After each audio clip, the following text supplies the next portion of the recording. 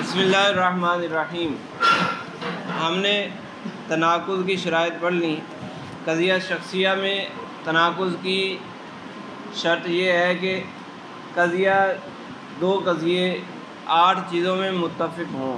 یہ شرط ہے کہ 8 چیزوں میں وہ متفق ہوں، جس کو شعر میں ذکر کیا تھا، اور ہم نے ہر ایک کی مثال بھی پڑھ لی۔ اس کے بعد یہ کہا کہ اگر قضیہ محصورہ ہو تو قضیہ محصورہ کون سے ہوتے ہیں؟ چار محصورے ہیں جن کو محصورات اربع کہا جاتا ہے: موجبہ جزیہ، موجبہ کلیہ، سالبہ کلیہ، سالبہ جزیہ۔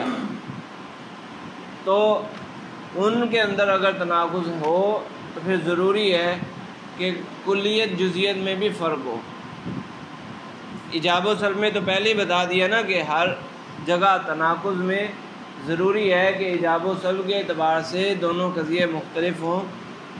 تو پھر دوسری شرط یہ ہے قضیہ محصورہ کے لیے، ایک اور شرط یہ ہے کہ کلیت جزیت میں فرق ہو، یعنی ایک قضیہ اگر کلیہ ہے تو دوسرا قضیہ جزیہ ہونا چاہیے، اگر ایک قضیہ جزیہ ہے تو دوسرا قضیہ کلیہ ہونا چاہیے، تبھی تناقض بنے گا۔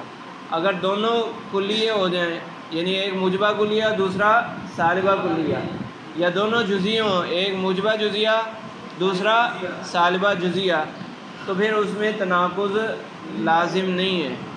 کبھی ہو بھی سکتا ہے، کبھی نہیں بھی ہو سکتا، کبھی دونوں سچے ہو جائیں گے، کبھی دونوں جھوٹے ہو جائیں گے، کبھی دونوں سچے، کبھی دونوں جھوٹے۔ تو اس لیے کبھی کبھی تناقض بن بھی جائے گا۔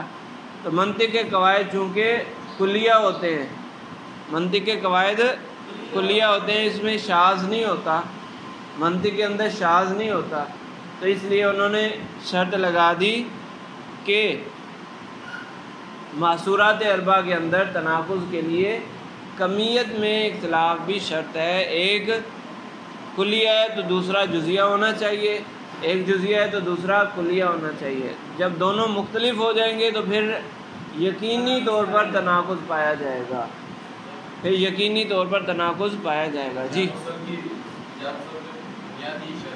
ہاں، وہ تو شروع میں ذکر کیا تھا نا، ایجاب و سلب میں مختلف ہونا وہ تو شرط ہے نا بنیادی۔ اگر دونوں کلیہ ہوں یا دونوں جزیہ ہوں تو ان میں تناقض نہیں ہوگا۔ یہ جو جملہ لکھا ہوا تھا اس کا یہ مطلب ہے کہ یقینی طور پر تناقض نہیں ہوگا، کبھی تناقض بن بھی جائے گا اور کبھی تناقض نہیں بنے گا۔ دونوں کلیہ ہوں تو کبھی تناقض بن جائے گا، کبھی نہیں بنے گا۔ اسی طرح دونوں جزیہ ہوں تو کبھی تناقض بن جائے گا، کبھی نہیں بنے گا۔ تو کبھی کبھی کو منطق نہیں مانتی، کبھی ہوگا کبھی نہیں ہوگا، اس کو منطق نہیں مانتی۔ وہ قواعد کلیہ بنائے جاتے ہیں، لہذا کلیہ قاعدہ بنا دیا، وہی چیز اختیار کی جہاں یقینی طور پر تناقض ہوگا۔ سمجھ آ گئی؟ اب مزید اس کی بات آگے ہے محصورات اربع کی، لیکن درمیان میں انہوں نے ایک اور چیز ذکر کی ہے، پہلے وہ پڑھ لیں آگے صفحہ نمبر 75 پہ۔ صفحہ نمبر 75 پہ دیکھیں فائدہ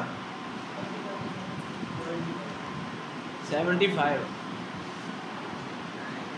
فائدہ: جن دو قضیوں کے درمیان تناقض ہوتا ہے ان میں سے ہر ایک قضیہ کو دوسرے قضیہ کی نقیض کہا جاتا ہے۔ دو قضیوں میں جو نسبت پائی جائے گی اس نسبت کا نام ہے تناقض، اور دو قضیوں کا نام کیا ہے؟ دو قضیوں کا نام نقیض ہے۔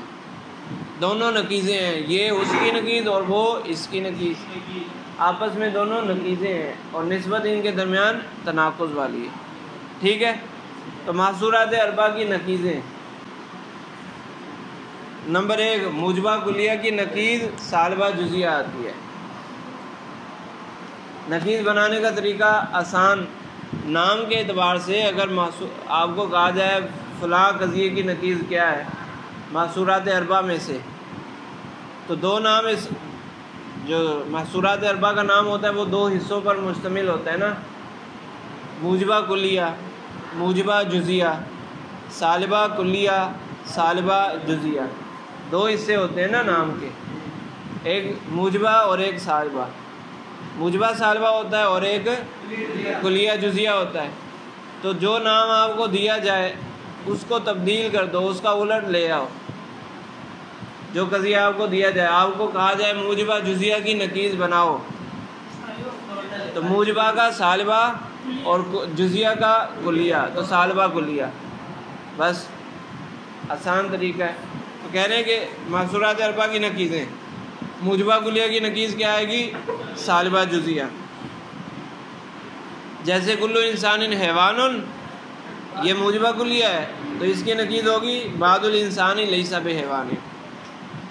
اور موجبہ جزیہ کی نقیض سالبہ کلیہ آئے گی. جیسے بعض الحیوان انسان، اور اس کی نقیض ہے لا شیء من الحیوان بانسان. سالبہ کلیہ کی نقیض موجبہ جزیہ آتی ہے، جیسے لا شیء من الحیوان بانسان، اس کی نقیض بعض الحیوان انسان آتی ہے.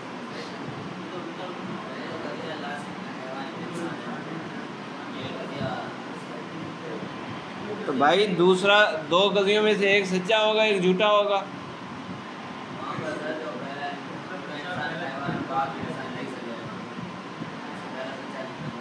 تو پہلا دوسرا ہونا لازم نہیں ہے نا بھائی کہ پہلا ہی سچا ہوگا. تناقض کہتے ہیں اس کو، ایک سچا ہو جائے تو دوسرا، اور ایک جھوٹا ہو جائے تو دوسرا خود بخود سچا ہوگا. اب چاہے پہلا ہو چاہے دوسرا ہو، پہلا ہو یا دوسرا ہو، دونوں میں سے ایک کا سچا ہونا اور ایک کا جھوٹا ہونا ضروری ہے. تو یہ جو مثال ہے لا شیء من الحیوان بانسان، اس کی نقیض کیا ہے؟ بعض الحیوان انسان. تو یہ سچا ہے یا نہیں؟ بعض الحیوان انسان تو سچا ہے نا. تو جب یہ سچا ہے، انسان کا ثبوت ہے حیوان کے بعد افراد کے لیے، سچا نہیں ہے، تو پھر دوسرا جھوٹا ہوگا، لازمی بات ہے. سالبہ جزیہ کی نقیض موجبہ کلیہ آتی ہے، جیسے بعض الانسان لیس بحیوان کی نقیض کلو انسان حیوان آتی ہے. سمجھ آ گئی؟ یہ نقیضیں پوری ہو گئی.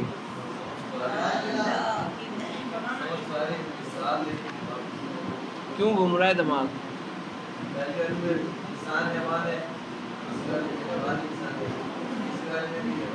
ارے بھائی تم یہ کیوں دیکھ رہے ہو؟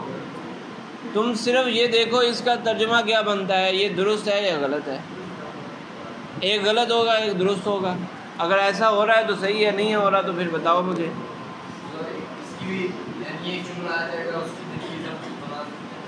تو اور کیا طریقہ بتا تو دیا میں نے تمہیں.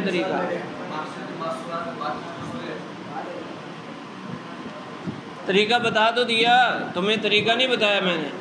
جو قضیہ آئے کہا جائے اس قضیے کی نقیض بناؤ، تو اس قضیے کا نام ڈھونڈو، اس کا نام کیا ہے، اور اس نام میں تبدیلی کر دو اور اس کے مطابق مثال بنا دو.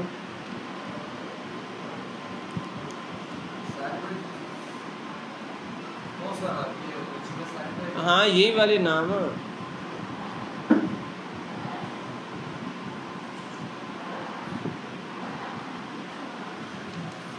تو یہ درمیان میں جو رہ گیا نا، یہ پھر انشاءاللہ کل پڑھ لیں گے.